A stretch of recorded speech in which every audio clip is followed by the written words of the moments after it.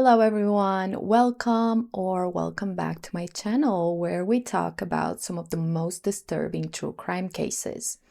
Now, if that's something that you're interested in, you can subscribe and make sure to hit the notification button too so you don't miss any new uploads or any new updates. If your feed looks anything like mine, you probably found out already about the six mysterious deaths that occurred in the Bulgarian mountains. My feed is full of news about this. There's a lot of theories, there's a lot of speculation. Like, authorities are having a field day on this one. So all the information in this video, I took it from various news outlets and other sources, and I just compiled it into one video. However, this is an open investigation. There's no official statement yet. So take everything with a grain of salt. Like, until we have some confirmation, we can just talk about it and see what we know so far. Authorities are currently investigating a series of unprecedented deaths in the Stara Planina mountains because within a 1 week span, there were 6 bodies found. Now, 3 of those bodies were found near a burned down hut, and the other 3 bodies were found in a parked van. Evidence suggests that the groups knew each other because there is CCTV footage that shows them parting ways shortly before the initial fatalities. Local prosecutors believe this to be a murder-suicide carried out with fire guns that they found at the scenes. Now, obviously, this was a shocking crime and people were concerned about it. And due to the complex and unusual nature of it, they started comparing it to TV series and other unsolved mysteries.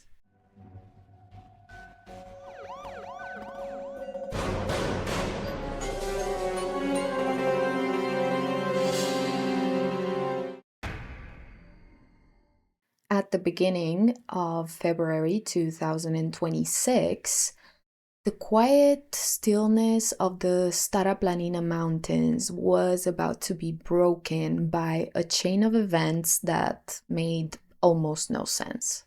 What started as a remote mountain fire quickly turned into a nationwide mystery, full of forensic clues, cryptic goodbye messages, and just an unsettling spiritual vibe that left everyone feeling uneasy. General Prosecutor Borislav Sarafov, who is in charge of figuring out what happened, seems almost at a loss for words. Like, it just feels like the normal law enforcement language is not big enough for what just happened. So instead, he compares it to a 90s TV drama telling local media, quote, "Life has given us more shocking details here than in the Twin Peaks series." Now, I looked up the Twin Peaks series plot twist because I was curious to see what the prosecutor was comparing it to. And the plot twist on this series is there's a 17 years old girl who is murdered, and in a small mountain town, they find her body wrapped in plastic. And this FBI agent is in charge of the investigation, and he finds out that this girl leads a double life, and there's just a bunch of plot twists, and there are even some supernatural elements to the series. So you can kind of get an idea of how crazy this case is about to get just because the general prosecutor compared it to this series. And honestly, I'm surprised to say this, but it does not sound like an exaggeration at all. Like, this case has everything. It has famous explorers, it has legally owned weapons, and some strange symbolic elements, and they are all tangled up together in a way that feels more like a thriller rather than real life. At the center of it all is a group of highly accomplished professionals who went to the Petrohan Pass for peace, but instead they found themselves on the edge of something much, much darker. As I said, at the center of it is the National Protected Areas Control Agency. Now, I'm not going to say that every single time. I'm just going to refer to it as the NGO because that's how they officially registered in 2022 as a public benefit NGO. They promoted themselves as a volunteer ranger group using high-tech drones to stop illegal logging. On paper, it sounds modern and eco-friendly. But as investigators started to dig deeper and people started talking, a much darker picture came out. So, former members and witnesses described it as a tightly controlled, almost closed off community with paramilitary vibes and an intense, almost cult like loyalty to its leader. Most of the victims were connected to this NGO, which also organized countryside holiday camps for young people. What's troubling is that a few years before these deaths even occurred, the State Security Agency had already received complaints about the group. The reports mentioned alleged child abuse and claims that the group was running some kind of paramilitary structure. Despite those complaints, nothing was done at the time. The bodies that were found under suspicious circumstances were of Ivailo Kalushev. He was seen as the leader of the group. He was 51 years old, and we're gonna talk more about him a little bit later. Then we have Ivailo Ivanov, a 49-year-old. He was a lawyer and he also had a master's degree in international law, and he held permits for 16 firearms. Then we have Deko Vasilev, a 45-year-old member, professional accountant with his own accounting firm. Plamen Statev, a 51 years old member who was a professional diving instructor and longtime associate of Kalushev. Nikolai Slatkov, a 22-year-old member who lived at the lodge, described by family as being under Kalushev's influence. And we also have a 15-year-old boy who was not a member of the NGO. He was the son of a friend of the group. I'm not going to mention his name because he's a minor and you can find it on the internet. The media has already released the name, but I am choosing not to say it. The NGO's culture was heavily shaped by Kalushev's past. After rescuing children from the Duhlata cave in 2010, he disappeared to the Yucatan Peninsula for 13 years. When he came back, he had this myth-like reputation that gave him a very strong personal influence. Back in Bulgaria, he founded something called the Route School, aimed at weekend bullied children. This program operated outside of any parental or state authorities' supervision, which raised questions over time. By the time the group withdrew to the Petrohan Lodge, they didn't seem like the same environmental activists they once claimed to be. According to reports, they had become increasingly isolated and overwhelmed by what authorities would later describe as exceptional despair, even fasting for days and only surviving on water or tea. Now that we know about this NGO that they were a part of, and we know a little bit about the members, let's talk about their final moments and the crime scenes. On February 1st, 2026, the final hours of the group were reconstructed through CCTV footage from the Petrohan Lodge. The footage revealed a chilling, calm preparation for death. From 10 a.m. to 8:40 p.m., the six members were recorded together. There were no signs of conflicts. The atmosphere appeared ritualistic and somber. Three of the members were seen exchanging the phrase, "It was an honor to me." I guess it was like a final goodbye.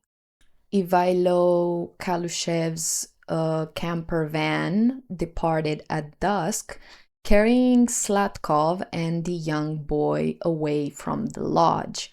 So at this point, we have three people that remained at the lodge and three people that departed in a camper van.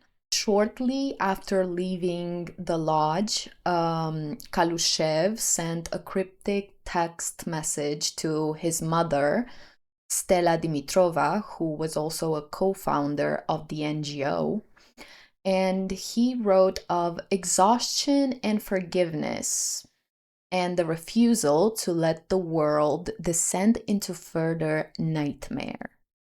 The following morning, on the 2nd of February, someone noticed smoke rising from the NGO's headquarters, and emergency responders found the charred remains of the lodge and a very grim picture in the courtyard. The bodies of Ivanov, Vasilev, and Statev lined up with what the emergency responders called ritualistic precision. All three men died from a single gunshot wound to the head, sustained at point blank range. CCTV footage showed the men taking their dogs inside and shooting them before setting fire to the lodge on purpose and then walking to the courtyard where they completed their pact. Now, I don't know what these guys were into or what their pact exactly was, or if there was such a pact. I just have one question. Why kill the dogs? Like, just set them free. Set them free, and that's it. You don't have to kill the dogs, they're innocent. DNA on the recovered weapons, two handguns, and a rifle matched only the deceased. Post mortem exams confirmed that the man had been fasting for several days, and this just heightened the theory of this being like some type of purification ritual. Subsequent searches of the ruins also uncovered books of sexual nature and notes regarding spiritual elevation through sexual practices. I had to look at my notes for that one because, wow. So, all of this is adding a disturbing layer to the cult like accusations that at first surfaced in the State Agency for National Security Complaints in 2024. For a full week, Bulgaria was on edge because they had these three bodies and they also have three other people that are missing. And seeing how they were spotted together on the CCTV footage, police were looking for them to see if they had something to do with this or if they knew anything. On February 8, 2026, the camper van was eventually found about 50 miles away from the lodge in a deep, remote forest area. It was nowhere near the southern routes that the police originally focused on. What they found inside the camper van echoed the horror from the lodge. The most heartbreaking detail was the young boy who was found dead with his fingers from both hands tightly intertwined. Also, the 22 years old Slatkov was also deceased, and Kalushev was deceased as well on the driver's seat with a fired weapon nearby. Inside the van, the investigators discovered a Colt revolver and a Glock pistol, both legally registered to Kalushev's name. Forensics examined three shell casings and pieced together what appeared to be a grim sequence of events. Kalushev allegedly shot Slatkov and the young boy and then used the Colt to take his own life. The methodical nature of it, two killings, then suicide, kind of mirrored what happened at the Petrohan Lodge. It gave investigators the chilling impression that this was not random chaos. This was a deliberated, coordinated end of the core members of this NGO. The government murder suicide theory has struggled to gain traction in a country defined by institutional distrust. We have multiple theory sources, and to be fair, all of their arguments and motives, they all seem pretty plausible to me. So we have the state prosecution who thinks that this was a psychological collapse within a closed community, a collective suicide pact driven by cult like isolation. The victims' families think this was a professional hit, and they point to a witness who reported four mountain jeeps near the lodge that the group did not own. We also have the environmentalists who think this was a conflict over gold mining permits and that the NGO's drone surveillance may have threatened illegal interests. We also have the intelligence experts who think that this was an execution by a combat squad. They argued that the lined up bodies suggest a cartel style hit and that this could be related to Serbian border drug routes. As I said before, to me, all of these theories sound plausible. Ralica Asenova, the mother of 22 years old Nikolai Slatkov, categorically denied the claims that the families were being uncooperative. She even said that she was one of the first to give a testimony. She then talks about her visit to the village of Bulgari where Kalushev owned the house.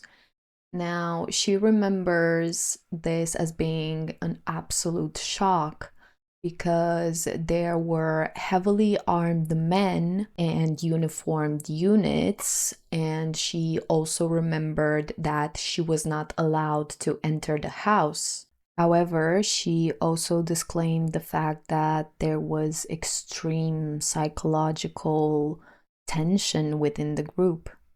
About a month before the tragedy, she spent 2 days at the lodge and described the atmosphere as calm.